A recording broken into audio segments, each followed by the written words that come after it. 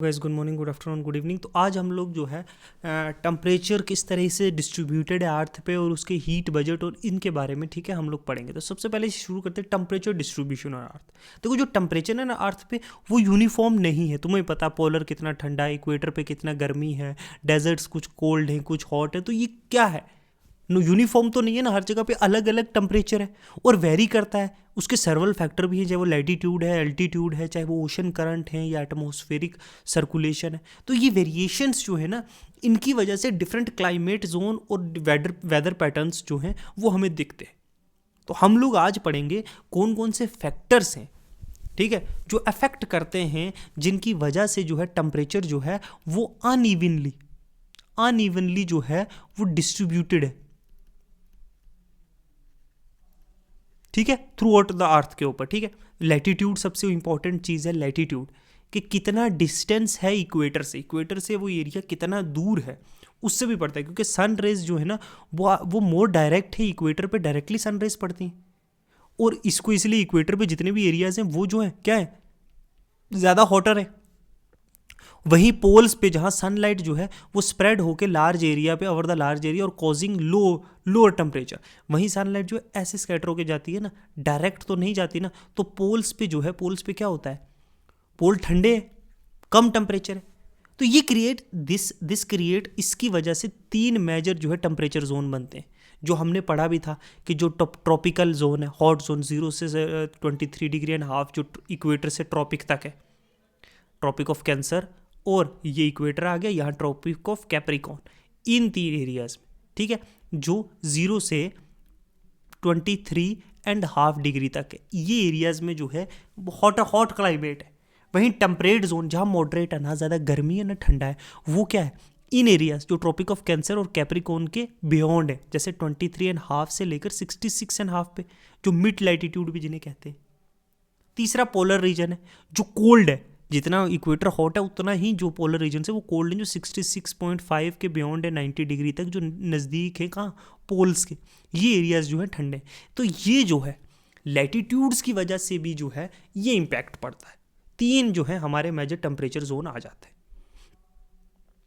दूसरी चीज़ temperature distribution में जो दूसरी चीज़ है वो एल्टीट्यूड है, कि कितनी हाइट है। समंदर यहाँ पे है तो ये कितनी हाइट पे है, डिस्टेंस, हाइट फ्रॉम द सी, कि हायर जो एल्टीट्यूड वो एक्सपीरियंस करते हैं लोअर टेम्परेचर, बिकॉज जो जैसे माउंट एवरेस्ट है या पहाड़ी एरिया जो हिमालयन रीजन है हमारी कंट्री के, उत्तराखंड, जम्मू एंड कश्मीर है, अरुणाचल है, यहाँ पे सर्दी होती है, हिमाचल में सर्दी है, क्योंकि एयर का जो प्रेशर होता है ना वो डिक्रीज होता है। क्यों डिक्रीज होता है, क्योंकि जितना जितना आप ऊपर जा रहे हो ना, तो हवा जो क्या, एयर जो वो क्या एक्सपैंड करेगी ना, और कूल होगी, ठंडी हो जाएगी। तो टेम्परेचर ड्रॉप्स 6 पॉइंट, मैंने आपको पीछे भी बताया था ना, जो कि 6.5 डिग्री सेल्सियस पर किलोमीटर पे जो है एलिवेशन जितना आप जाओगे ट्रोपोस्फेयर में, मैंने आपको बताया था कि टेम्परेचर 6.5, इसको लैप्स रेट कहते हैं, कि हर 1 किलोमीटर तक 6.5 डिग्री सेल्सियस जो है वो डिक्रीज होता है ओशन से अगर आप जा रहे हो। तो सोचो माउंट एवरेस्ट की चोटी पे कितनी ठंड होगी, जो 8,000 पे मीटर पे, 8,500 है, 8.8 समथिंग है।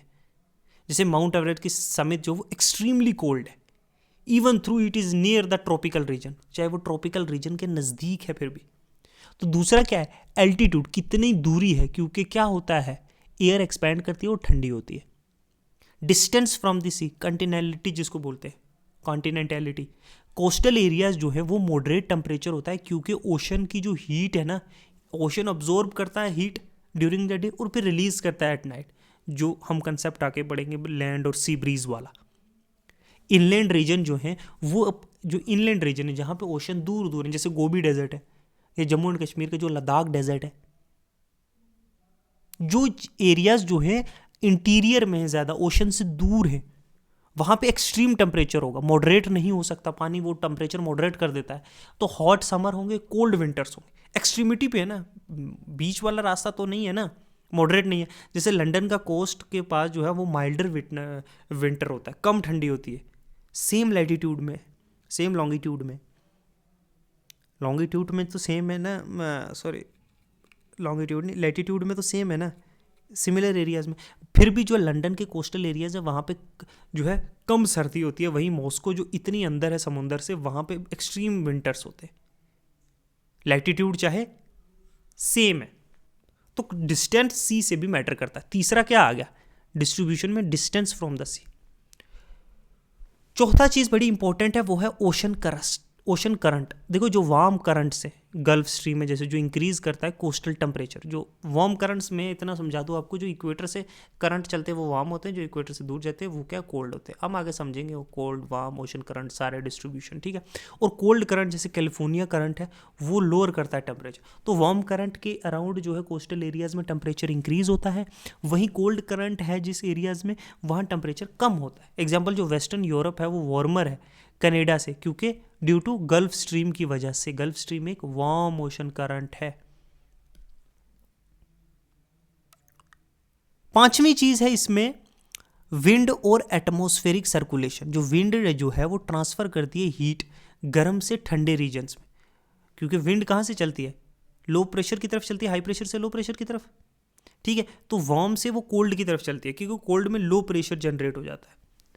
एग्जाम्पल जो warm westerly moderate European climate, जो वार्म वेस्टर्ली विंड्स हैं वो क्या करती है, यूरोप को के क्लाइमेट को मॉडरेट कर देती है। वहीं जो कोल्ड जो पोलर विंड्स हैं वो साइबेरिया को पूरी तरीके से ठंडा कर देता है। तो विंड और एटमॉस्फेरिक जो सर्कुलेशन है वो भी जो है डिस्ट्रीब्यूशन जो टेम्परेचर का है अर्थ सरफेस पे उसमें जो है इन्फ्लुएंस करता है।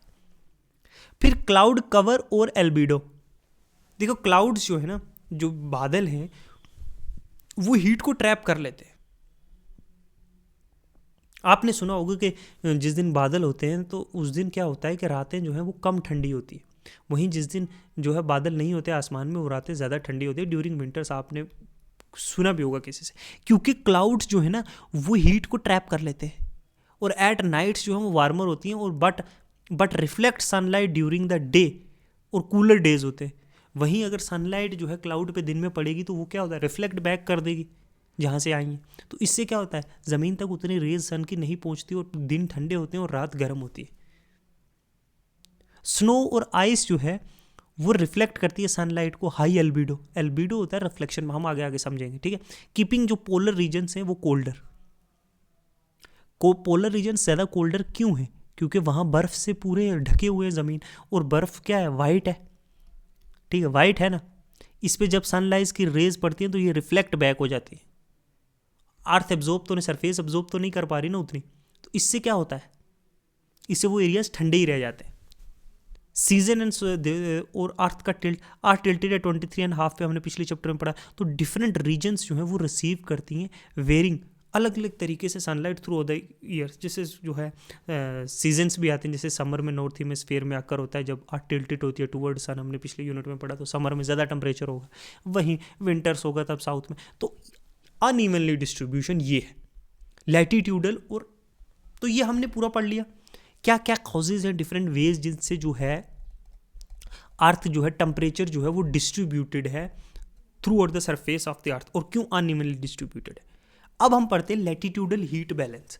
देखो लैटिट्यूडल जो हीट बैलेंस है उसको हम रेफर करते हैं, रेफर टू द वे जिसमें अर्थ जो है एब्जॉर्ब करता है सनलाइट की रेज को, समझे, डिस्ट्रीब्यूट करता है and remit solar energy different latitudes पे कैसे, और कैसे मेंटेन करता है एक थर्मल इक्विलिब्रियम, बराबरी से एक हीट जो है। क्योंकि कुछ पार्ट्स जो है, since some part of the earth जो है वो रिसीव करते हैं ज़्यादा सोलर एनर्जी, देखो ना सनलाइट रेज जैसे इक्वेटर, और वहीं कुछ पार्ट्स हैं वो कम करते हैं। तो एक बैलेंस जो है, एक बैलेंस कैसे मेंटेन किया जाए, बैलेंस इज रिक्वायर्ड, ज़रूरी भी है प्रिवेंट करने के लिए कहीं एक्सट्रीम टेम्परेचर ना हो, वेरिएशन ना हो। तो ये कैसे होता है, कैसे हीट को बैलेंस किया जाता है। देखो unequal heating of the equatorial region जो 0 से 25.5 डिग्री है वो रिसीव करता है more solar radiation than they lose, जितनी वो लूज नहीं करते उससे ज़्यादा, तो इनके पास एक सरप्लस हीट होती है, ज़्यादा होती है जितनी चाहिए उससे। वहीं जो पोलर रीजन है 66.5 से 90 डिग्री वो लूज करते हैं ज़्यादा हीट, इतनी वो रिसीव नहीं करते जितनी वो लूज कर देते हैं, और कहीं ना कहीं यहाँ डेफिशिएट प्रोड्यूस होता है, ठीक, कम होती है उनके पास हीट, ठीक है। अब देखो if there were no heat transfer, अगर हीट ट्रांसफर होगी ही नहीं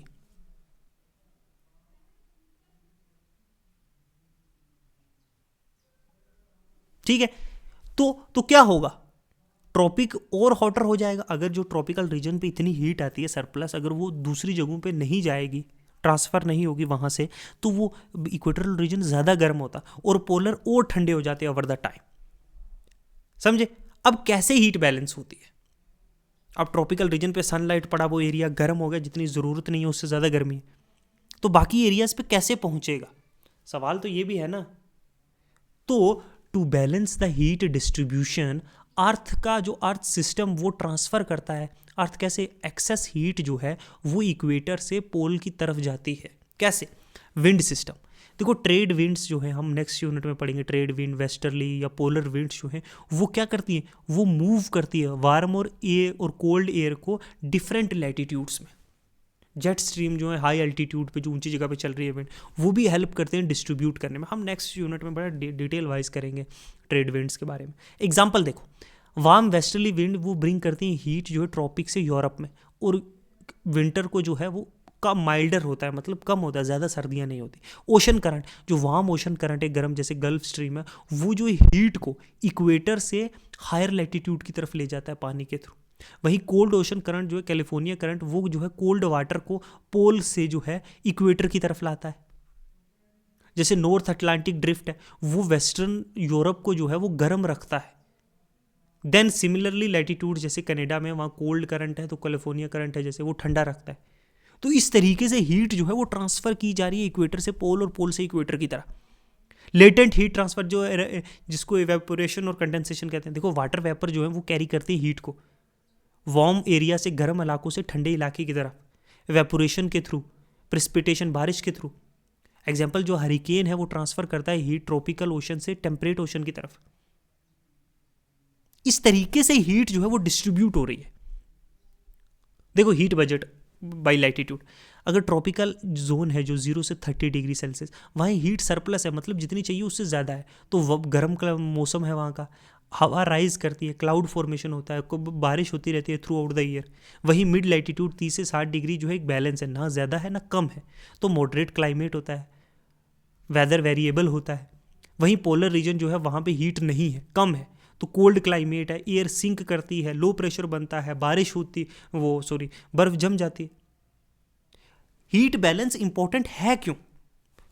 इक्वेटर पे सरप्लस है तो सरप्लस रहने दो, मिड लैटिट्यूड में बैलेंस है, बैलेंस रहने दो, या डेफिसिट है तो डेफिसिट रहने दो। क्या है, क्यों क्यों ज़रूरी है हीट का, क्यों इक्वेटर से जाने की ज़रूरी है, गर्म को वार्म वाटर्स के थ्रू डिस्ट्रीब्यूशन के थ्रू, क्यों वहाँ से कोल्ड आने की ज़रूरी है, क्यों ये ट्रांसफ़र होने की ज़रूरी है?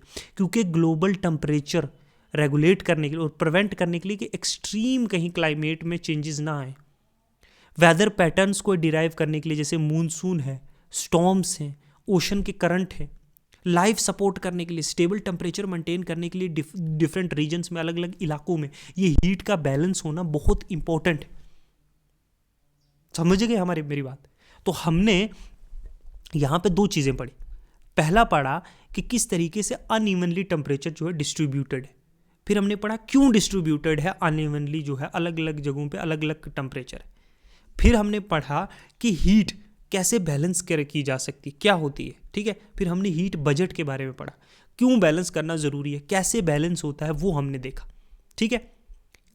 हीट बजट ऑफ अर्थ, देखो जो हीट बजट है ऑफ अर्थ, इसको ही जो अर्थ की एनर्जी बैलेंस भी एक्सप्लेन करता है कि कैसे अर्थ जो है वो अब्जॉर्ब कर रहा है, कैसे डिस्ट्रीब्यूट कर रहा है, कैसे रीमिट कर रहा है, और कैसे मेंटेन कर रहा है एक स्टेबल क्लाइमेट अर्थ का जो लाइफ को सस्टेन करेगा, ठीक है।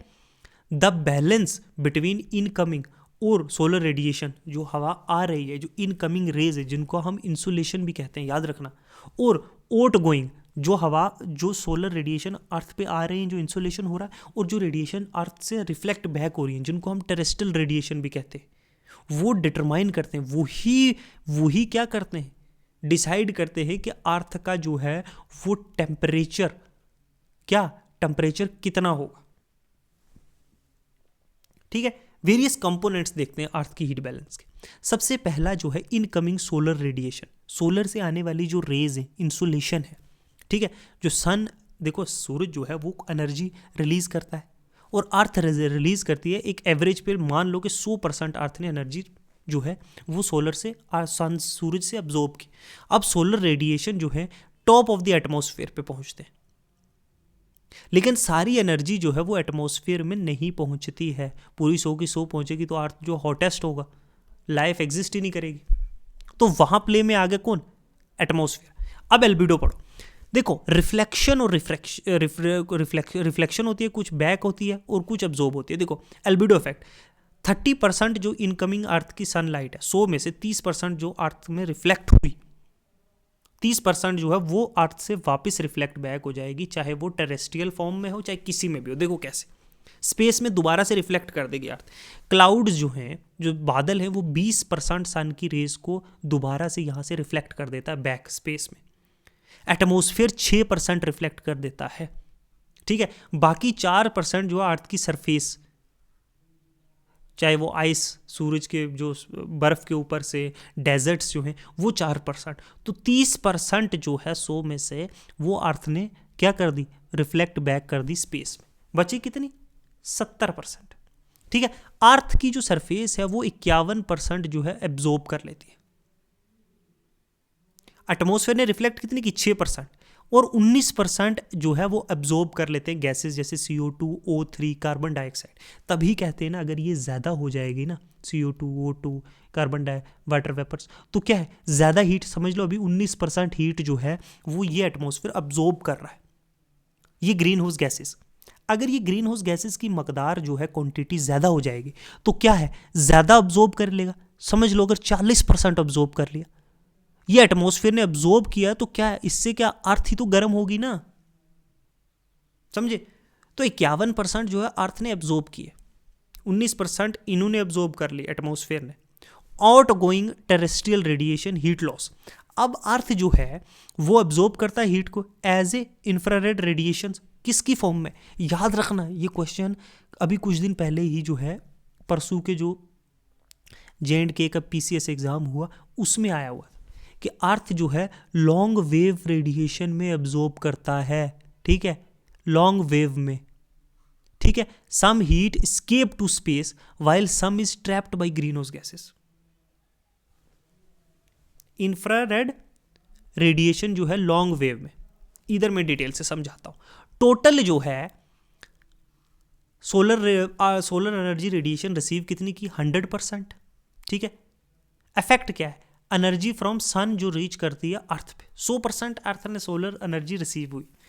क्लाउड्स और एटमॉस्फेयर ने 26% जो है वो रिफ्लेक्ट कर दी, जो स्पेस में चलेगी वहां खत्म हो गई जाके। अर्थ ने जो है रिफ्लेक्टेड बाय अर्थ की सरफेस ने 4% जो रिफ्लेक्ट कर दी एल्बिडो इफेक्ट से। एटमॉस्फेयर ने 19% एब्जॉर्ब की, जो हीट जो हवा को गर्म कर रहा है क्लाउड्स या गैसेस की वजह से। अर्थ ने एब्जॉर्ब की 51%। Reradiated as heat infrared radiation, earth ने लूज कर दी heat to space and atmosphere and maintain किया ग्लोबल टेम्परेचर 51% में से। ग्रीन हाउस गैसेज ने जो है सम इंफ्रारेड अब्जॉर्ब कर ली और री इमिट कर दी, वो जो वार्म कर रहे हैं प्लानट को ग्रीन हाउस गैसेज से, ये 19% में से, ठीक है। तो ये पूरा हीट बजट है अर्थ का, इस तरीके से होता है। देख लो, ध्यान से देख लो, समझे? अब लेटेंट हीट जो हिडन एनर्जी है इन फेज चेंजेस। अब लेटेंट हीट जो है वो हिडन एनर्जी है जो एब्जॉर्ब की और रिलीज की गई जब सब्सटेंस जो है चेंज करता है। लेटेंट हीट की मैं यहाँ डेफिनेशन तुम्हें समझा रहा हूँ, हीट बजट हमने पढ़ लिया है। लेटेंट हीट जो है ये किस्म की छुपी हुई एनर्जी होती है जो अब्जॉर्ब की गई या रिलीज़ की जाती है जब एक सब्सटेंस जो है अपनी स्टेट चेंज करता है। समझ लो जो सॉलिड से लिक्विड में और लिक्विड से गैस में जो चेंज कर रहा है, यहाँ जो एनर्जी रिलीज़ की गई या एब्जॉर्ब की गई, ठीक है, उसको कहते हैं लेटेंट हीट, ठीक है।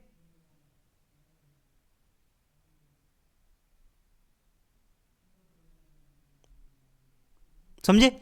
Without changing the temperature change. देखो अगर वाटर जो है, वाटर अगर यहाँ से जो है आइस में कन्वर्ट हो जाए, सॉलिड से सॉलिड में, लिक्विड से सॉलिड में कन्वर्ट हो रहा है बिना अपनी जो है क्या टेम्परेचर चेंज हुए, उसे कहते हैं लेटेंट हीट।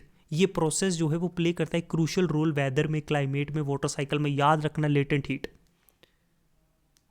टाइप्स हैं लेटेंट हीट की।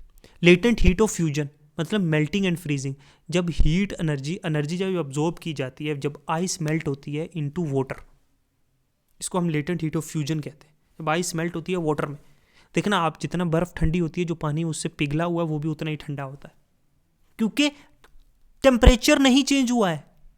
समझे?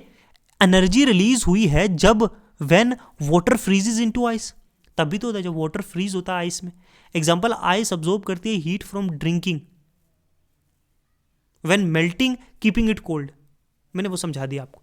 Latent heat of vaporisation, evaporation या कंडेंसेशन, देखो एनर्जी अब्जॉर्ब की गई व्हेन वाटर जो है वेपोरेट होता है वेपर में, लिक्विड से गैस में कन्वर्ट हुआ। व्हेन रिलीज्ड व्हेन वेपर जो है कंडेंस होते हैं लिक्विड में। आप पानी उबाल रहे हो ना, आप जो है वो जो भाप निकल रही है जो इवेपोरेशन, आप उसको हाथ लगाना, वो उबलते पानी जितना गर्म होगा। तो latent heat of vaporisation. Sweating cools the body, as sweat evaporates the absorbed heat. जब पसीना आता है तो बॉडी को ठंडा कर रहा होता है, क्योंकि जो स्वेट की इवेपोरेशन है, जो भाप है, वो हीट को अब्जॉर्ब कर लेती है। तो ये लेटेंट हीट है। रोल क्या है लेटेंट हीट का क्लाइमेट और वेदर में? देखो, drive the water cycle. Evaporation जो है वो अब्जॉर्ब करती है हीट को, और कंडेंसेशन और रिलीज करती है, और क्लाउड और रेन होती है, रेगुलेट करती है। ओशन जो है वो अब्जॉर्ब करता है हीट को एवेपोरेशन के थ्रू, और कूल करता है सरफेस को। समझे? वही जो है पावर स्टॉर्म और हरिकेन्स जो है वार्म ओशन करंट को, वो ओशन वाटर को एवेपोरेट करते हैं और रिलीज करते हैं एनर्जी, जो फ्यूल करते हैं स्टॉर्म्स को और कंडेंस करते हैं। रियल टाइम एग्जांपल देखो, स्टीम जो है वो जलता है, और more severe than hot water. गर्म पानी से जो स्टीम, जो भाप है, वो ज़्यादा गर्म होती है ना, बिकॉज कंडेंसेशन रिलीज करता है लेटेंट हीट। हरिकेन जो है वो, हरिकेन्स जो है वो ज़्यादा तेज हो जाते हैं जब वो एब्जॉर्ब करते हैं ये लेटेंट हीट किसी वार्म ओशन करंट से। ड्यू फॉर्म, जो ड्यू जो ये ओस पड़ती है, as a water vapour condense होते हैं और रिलीज करते हैं हीट। लैप्स रेट एक और कंसेप्ट है। देखो, लैप्स रेट जो है द रेट जिससे टेम्परेचर चेंज होता है एल्टीट्यूड के साथ। देखो, ये लैटिट्यूड नहीं, एल्टीट्यूड, हाइट के साथ। लैप्स रेट क्या होता है? रेट जिसकी वजह से जो एयर टेम्परेचर है वो डिक्रीज होता है या इंक्रीज होता है, जैसे जैसे हम हाइट में जाते हैं एटमॉस्फेयर में। इन जनरल जैसे जैसे हम एटमॉस्फेयर में ऊपर जाते हैं तो टेम्परेचर क्या क्या होता है? कम होता है। तो types of lapse rate, normal lapse rate, average atmospheric जो लैप्स रेट है, मतलब 6.5 डिग्री सेल्सियस जो है पर 1000 किलोमीटर पे जो ऑन एन एवरेज टेम्परेचर जो कम होता है। ये जो एवरेज कूलिंग रेट है, but very due to humidity, pressure और वेदर की वजह से ये वेरी करता रहता है, कांस्टेंट नहीं होता है। तो लैप्स रेट क्या है? चेंज इन टेम्परेचर, इंक्रीज और डिक्रीज जैसे जैसे हम हाइट में ऊपर जा रहे हैं। इन्वायरमेंटल लैप्स, जो एक्चुअल टेम्परेचर चेंज होता है एल्टीट्यूड के साथ एट ए स्पेसिफिक टाइम और प्लेस, किसी एक स्पेसिफिक टाइम और प्लेस पे, उसे कहते हैं इन्वायरमेंटल लैप्स रेट। समझे? एक होता है ड्राई एडियाबैटिक लैप्स रेट। देखो ये सुनो, अगर कोई सूखी हवा फॉर किसी डेजर्ट एरिया में वो राइज हुई है, हवा जो है गर्म होके लू क्या होती है? हल्की हो जाती है ना, ठंडी होके भारी होती है। तो ये कूल होगी at the rate 10 degree Celsius पर 1000 मीटर।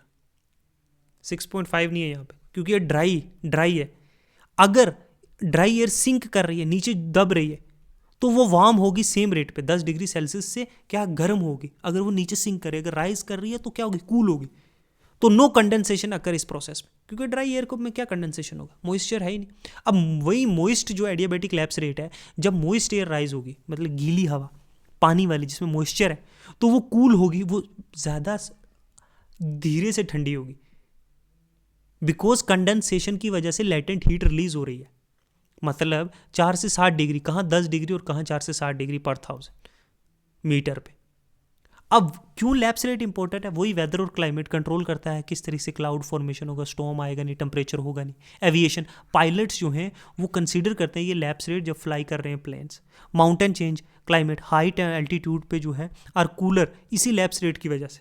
ग्रीन हाउस इफेक्ट और चेंज करता है, changing lapse rate impact climate patterns. समझे? ये लैप्स रेट का कंसेप्ट है। ये ड्राई एडियाबैटिक लैप्स रेट तो हमने पढ़ा कि कूल एयर जो है 10 डिग्री सेल्सियस पर 1000 मीटर से जो है क्या होगी? कम होगा टेम्परेचर, जैसे जैसे ठंडी हवा ऊपर उठेगी। वहीं मॉइस्चर हवा जो है वो कम स्पीड से, वो 6 से 7 डिग्री पर सेल्सियस जो है क्या होगी, ठंडी होगी।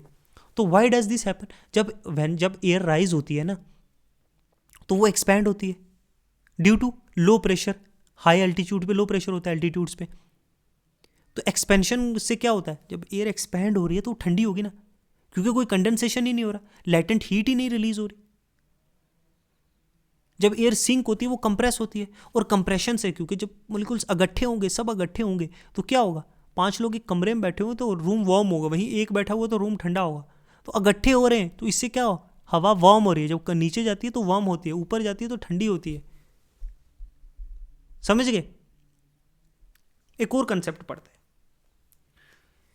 यह है टेम्परेचर इन्वर्जन। जब टेम्परेचर इंक्रीज होता है एल्टीट्यूड के साथ।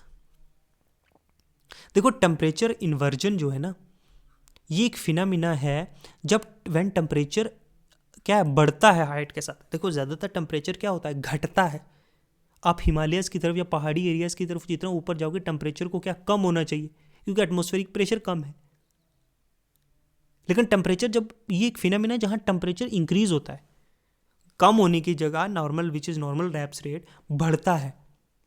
क्यों, और दिस क्रिएट एक स्टेबल इन्वायरमेंटल, एक एटमॉस्फेरिक लेयर क्रिएट करता है जो ट्रैप कर देता है पोल्यूटेड और अफेक्टेड वेदर कंडीशन। मतलब समझो, रेडिएशन इन्वर्जन जो सरफेस इन्वर्जन होता है अकर करता है जब क्लियर और काम नाइट हो, साफ बिल्कुल, जब अर्थ की सरफेस जो है वो लूजेस हीट जल्दी लूज कर रही है।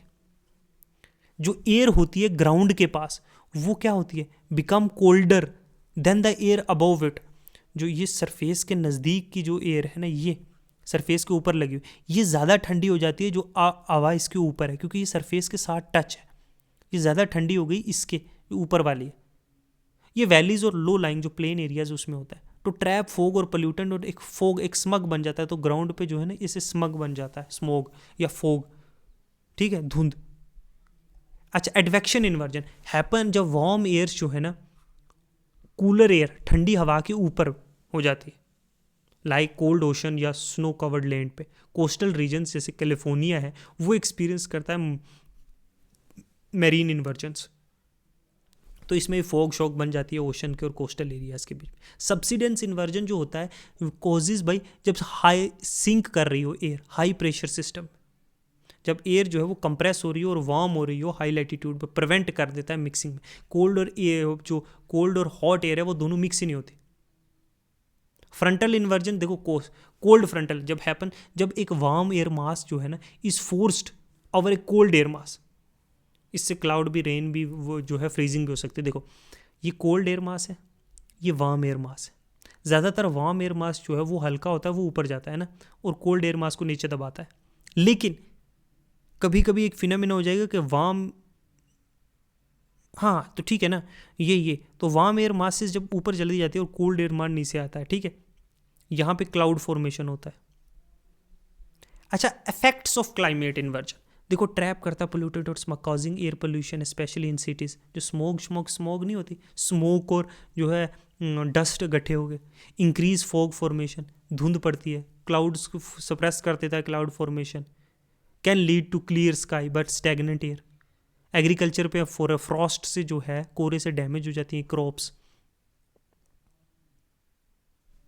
तो ये सारे इश्यूज होते हैं। ये कुछ मैं आपको इश्यूज हमने पढ़ा कि किस तरीके से टेम्परेचर जो है वो डिस्ट्रीब्यूटेड है, अनइवनली डिस्ट्रीब्यूटेड है। फिर हमने पढ़ा क्यों अनइवनली डिस्ट्रीब्यूटेड है, ठीक है।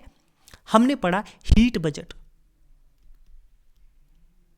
किस तरीके से अर्थ में जो है कितनी रेडिएशन आता है, कितनी टेरेस्ट्रियल रेडिएशन के थ्रू जाता है, long wave, short form, short waves, infrared waves. तो ये सारी चीज़ें पढ़ी, वाई इट इज़ नेसेसरी, ठीक है। फिर हमने कुछ जो है जर्नल पढ़े, इंसुलेशन, अच्छा, फिर हमने एल्बिडो, ठीक है। फिर हमने पढ़ा क्या पढ़ा, टेम्परेचर इन्वर्जन, ठीक है। फिर हमने देखा, एक और चीज़ देखी थी हमने, क्या देखा, एडियाबेटिक लैप्स रेट, ठीक है। ये क्या होता है, लैप्स रेट क्या होता है, क्यों टेम्परेचर जो ऊपर जाते हुए कम होता है, ठीक है। लैप्स रेट के बारे में पढ़ा हमने पढ़ा। फिर लेटेंट हीट के बारे में, हीट बजट पढ़ा हमने, ठीक है। कैसे हीट बैलेंस होता है वो देखा। और ये सारी चीज़ें हमने ये टेम्परेचर डिस्ट्रीब्यूशन देख लिया। तो ये सारी चीज़ें आज हमने कर ली, ठीक है। नेक्स्ट वीडियो में मिलते हैं। नेक्स्ट वीडियो में हम लोग जो है विंड पैटर्न्स पढ़ेंगे, मेजर विंड्स पैटर्न्स जो है अक्रॉस द ग्लोब। तो आज के लिए इतना ही रखते हैं, ठीक है। Thank you, good bye.